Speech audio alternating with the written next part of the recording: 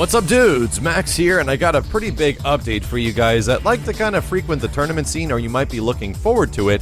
And EVO 2015 and its official games lineup has been announced, and I kind of want to talk about a few of the games that were announced, some unexpected surprises, and what essentially is going on. For some of you folks, you might actually not realize what EVO is. It's essentially the biggest fighting game tournament in the world, the Super Bowl of fighting games for all of them. Capcom Cup has kind of grown to be this thing that is very centralized with Street Fighter, but this kind of takes everything and it puts it all into one place in Vegas in the middle of the year, and all of a sudden you have everyone in a giant fighting game convention in the exact same area, and it's pretty amazing. I've been attending since the past, 7 years now, and over the past 3 years or so have been fairly involved because we've hosted panels, I've been doing commentary, as well as helping out some of the other guys with Killer Instinct related stuff. It's been pretty freaking awesome, and it's probably one of the best chances you have to meet us because the panel last year was absolutely insane. We gave away so much stuff, and I'd only encourage you guys to go. But if you want to go for other reasons besides just hanging out, it's a tournament. It's a tournament for the biggest fighting games that are out there right now, and the games that are going to be showcased at this year's EVO have been announced, and let's go over them really quick. The number one, and of course we all know it's going to be this, Ultra Street Fighter 4 is a part of the official game lineup. What I will say that I'm kind of depressed by is that, of course, I do love Omega Mode. Omega Mode has no sign of actually showing up anywhere here, and there'd have to be way too many rules and stipulations for Omega Mode because there's a lot of horrendously broken stuff within the mode, even though I do like it very much. Reminds me of a classic Capcom fighting game. But Ultra Street Fighter 4 is there. I don't think anyone would have refuted or argued that otherwise. It's the biggest fighting game on the planet. Next up is Ultimate Marvel vs. Capcom 3. Now, even though a lot of folks in the community, and there's been a lot of defamation of this game, and a lot of people have a lot of bad stuff to say about it, and even I will agree it's hard for me to get into it with the netcode and everything like that, it still is a very exciting game. And even though we might see the combos all the time, we might see the exact same optimized stuff in UMVC 3 since 2011, not everyone has. So as far as a viewership spectacle, this is one of those games that kind of has to be there because you see a lot of different stuff, and you see a lot of similar stuff, but at the same time, it brings people in. And when you get a game and you have something as big as EVO and you're choosing what games are going to be there, man, you really got to start focusing on what stuff brings in that audience, and sometimes that audience is not the direct hardcore people. Now, the next one is something that has a huge fan base and is potentially one of the biggest fighting games on the planet, and it's Super Smash Bros. For Wii U. And by the time the tournament starts, the Wii U version of this game is going to be about 7 months old. It has had some time to kind of grow, but we all know the Diddy Kong madness that's happening in that game now. The character's extremely good, and he's kind of taking over a lot of tournaments, so you might see a lot of Diddy Kong in the finals. But of course, me personally, I'd love to see some Mega Man down the line. I'd freak out if there was a Mega Man in top 8, and I'd be very, very freaking happy. Now, the other really interesting thing is that at the end of the announcements, they also said that the returning game would be Super Smash Bros. Melee.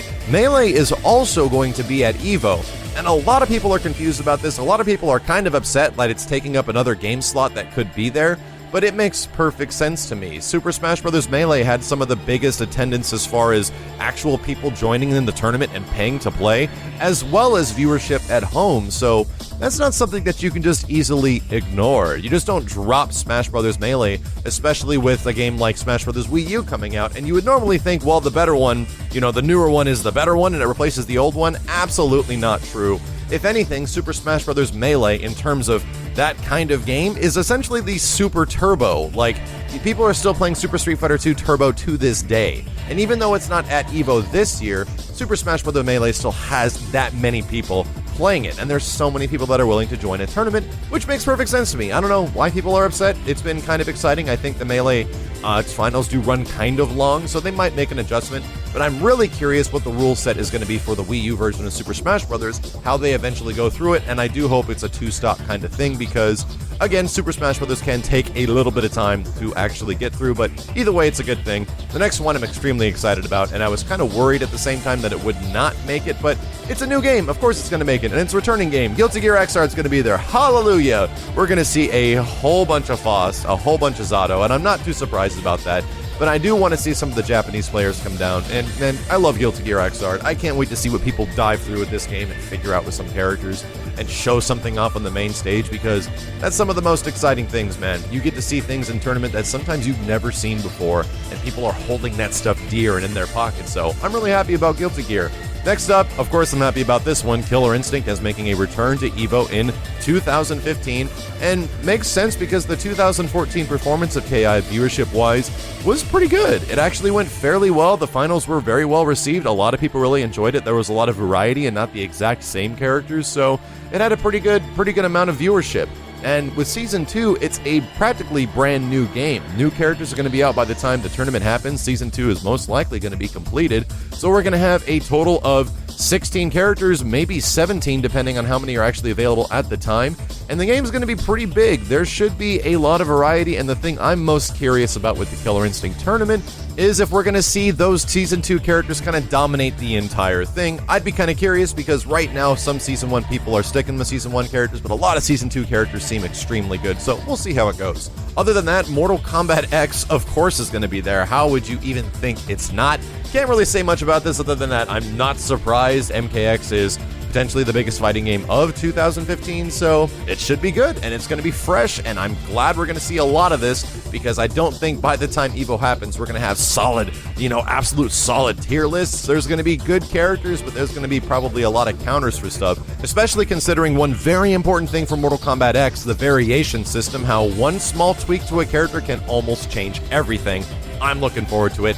And last but not least, the one game on this list that I'm absolutely the least familiar of all the games on this list, and it's Persona 4 Arena Ultimax. I did play the original P4A back when it came out in 2012, I believe. Played a little bit of it. Wasn't exactly my cup of tea. I do like Guilty Gear as being my solid. If I'm going to play one anime game, that's kind of my boy. But with Persona Ultimax, I'm kind of surprised that it did take the spot of BlazBlue. BlazBlue has had quite a bit of tournament showings over the past EVOs, and last year's was one of the greatest grand finals there was. For you guys that might not have seen it, I had my top 5 hypest moments of EVO 2014, and the number 1 spot went to BlazBlue. Those finals were absolutely insane. Granted, I guess the same thing can kind of happen in any fighting game, but it was really exciting. And I would like to see those players return to the stage to do something similar, to kind of do a rematch or anything like that. Sadly, BlazBlue is not going to be making it this year. Persona 4 Arena will be taking it over, so I only hope it provides such an entertaining experience as something like the previous games were. And that's about it. But wait, there's a surprise game at EVO this year that Markman chimed in and said that Tekken 7, the unreleased Tekken game, is actually going to be making an appearance at EVO 2015. What in the hell?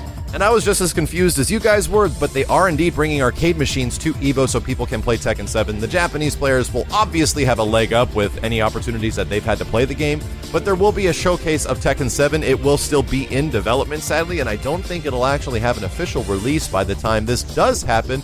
But it does give myself and anyone else a pretty good chance to check out T7 and see how different it is compared to the previous games. I'm kind of hoping for some changes in Tekken. I was very excited when the game was announced, but seeing that it's very Tekken 6 and Tekken Tag 2 in terms of mechanics and combos, I'm kind of looking for something totally brand new to kind of change the mold. So I want to play it and see what it's like. And that just about does it for all the games announced at EVO 2015.